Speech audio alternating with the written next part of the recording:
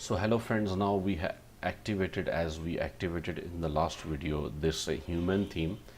So this is the dashboard, and this one is the main website. Now you can see here, like, we have top toolbar here, which is also showing when we are viewing our website, it is also showing here.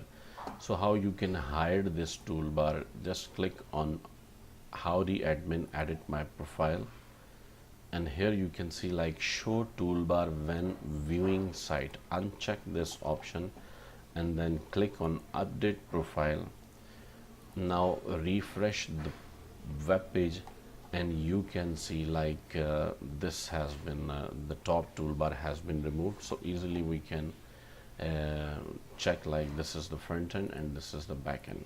So if you want to hide this toolbar in the front end of the website, you can do like this. Thank you very much for watching this video.